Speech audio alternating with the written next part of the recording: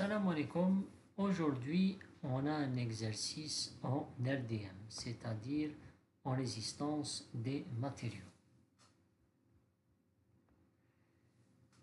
L'énoncé est le suivant.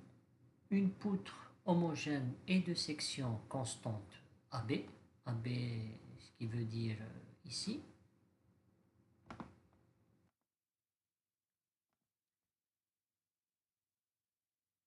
de longueur L est égal à 6 mètres. Le L, il est ici, c'est le 6 mètres.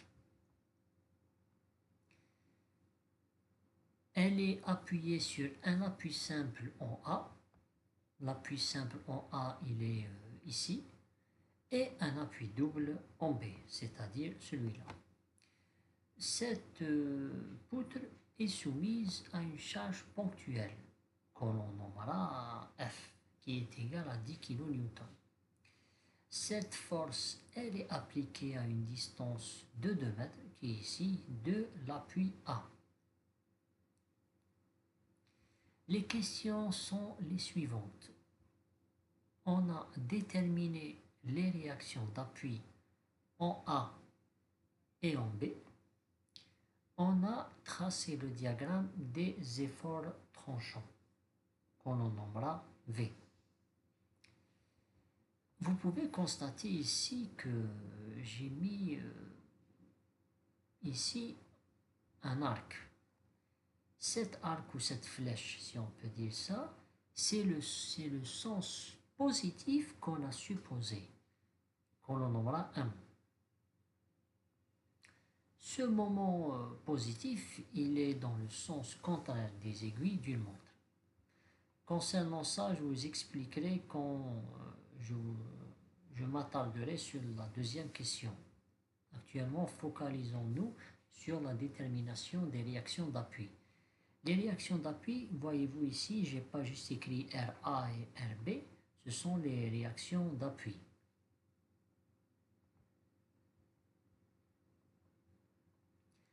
La première question, comme je vous ai dit, déterminer les réactions d'appui en A et B. Voici la solution. Pour les réactions d'appui, pour déterminer les réactions d'appui, on utilise les équations de l'équilibre statique. C'est-à-dire, on a les équations des moments par rapport à A. On sait que la somme des moments, ou on suppose plutôt, on a la somme des moments par rapport à A qui est égale à 0. Ça implique que ici moins F fois 2 plus la réaction B fois L est égale à 0. Vous allez peut-être me dire comment vous avez trouvé ça. Je vais vous expliquer. La force ici, voyez-vous, elle est dans ce sens. On va la faire tourner par rapport à A. Ici, donc elle va être ici, si on peut dire l'autre sens. Elle va être à l'opposé du sens du moment positif qu'on a supposé. Donc, elle va être considérée comme négative. Donc, ça sera moins F fois moins F fois 2 mètres, le 2 mètres qui est ici par rapport à A, plus la réaction B qui est ici. Pourquoi plus? Parce qu'elle suit le sens positif qu'on a supposé, fois toute la longueur L, qui est égale à 0. On a des données que F est égal à 10 kN et L est égal à 6 mètres, donc on a juste qu'à remplacer. On aura un résultat de RB est égal à 3,33 kN. Après, on aura à déterminer la réaction A. Vous allez me dire comment on va la déterminer, peut-être. On a la somme des forces par rapport à Y est égal à 0. Y, ce n'est que le sens vertical. Ça implique que RA plus RB, les deux réactions, moins F est égal à 0. RA est ici, ça va faire le sens positif ici, RA plus RB, moins la charge ponctuelle F, qui est égale à 0. Donc, on a juste qu'à remplacer avec les données qu'on a. On obtiendra une réaction A avec une valeur de 6,67 kN. Donc, pour résumer, on a les réactions d'appui qui sont ici, la réaction A et la réaction B avec les valeurs mentionnées ici. Concernant la deuxième question, c'est tracer le diagramme des efforts tangents. On va d'abord déterminer les valeurs des efforts tangents pour qu'on puisse tracer le diagramme. Tout d'abord, le diagramme des efforts tangents est tracé en prenant en compte les points de charge et les réactions. Premièrement, du point A au point C. Le point C, il est ici, comme vous le voyez. C'est ça le point C. Donc, de 0 à 2 mètres, j'ai oublié de mentionner, de 0 à 2 mètres, on a V est égal à réaction A est égal à 6,67 kN. Vous allez peut-être me dire comment on a trouvé ça, directement comme ça. Je vais vous expliquer. Normalement, je fais des schémas un peu détaillés, mais je m'excuse. Mais je vais vous expliquer un peu rapidement.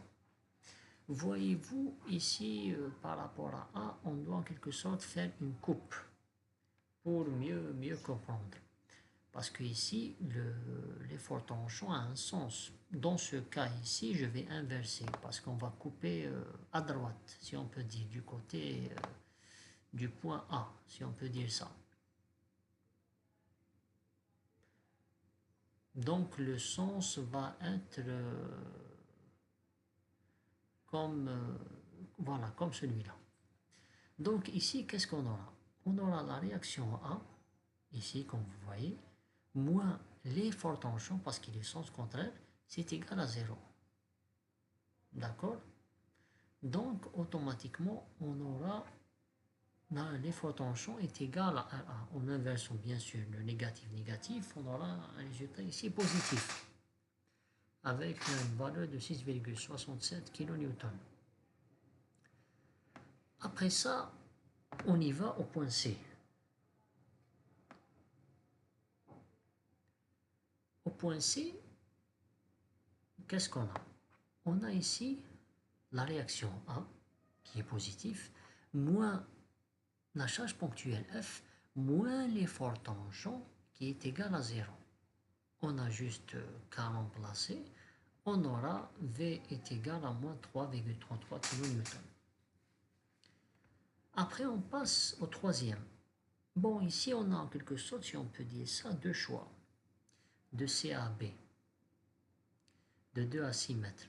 On aura un effort tangent est égal à moins 3,33 kN.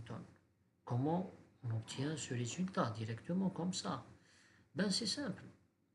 Parce que soit on coupe ici en troisième lieu, ça sera un peu, je ne peux pas dire compliqué, mais ça va perdre du temps.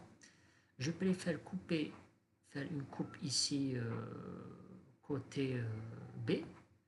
On a juste à changer le sens de l'effort tangent, parce que l'effort tangent a un sens. Je pense, je ne sais pas comment ça s'appelle exactement, mais je pense que c'est une convention de signe.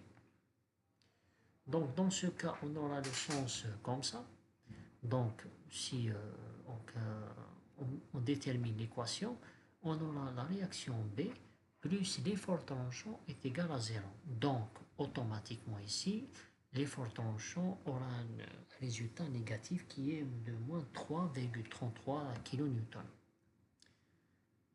Maintenant, on détermine, plutôt on trace le diagramme des efforts tangents, qui est notre question 2.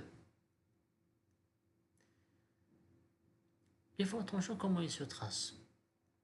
Vous émettez ici deux axes, si on peut dire ça.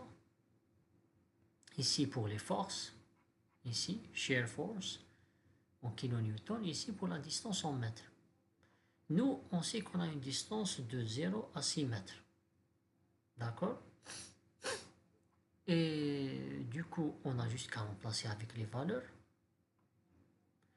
On a l'effort tangent à 0, de 0 à 2 qui est de 6,67 kN, comme vous voyez, il est ici, entre 0 et 2 mètres, voici 0,2 mètres, et voici la valeur qui est ici, 6,67 kN. Après, à 2 mètres, on sait qu'il a une valeur de moins 3,33 kN, donc on doit descendre, parce qu'ici vous avez l'axe positif et l'axe négatif. Donc ici c'est moins 3,33 kN jusqu'à 2 mètres. Et de 2 à 6 mètres, on sait qu'il a une valeur toujours de moins 3,33 kN. Donc on va encore le prolonger jusqu'à 6 mètres. Et ici, on aura tracé notre diagramme des efforts tranchants. Voilà, donc pour aujourd'hui, c'est tout ce qu'on a. J'espère que vous m'avez compris. Et si vous avez des questions sur cet exercice ou autre que je peux vous répondre, c'est avec grand plaisir. Merci à vous. Assalamu alaikum.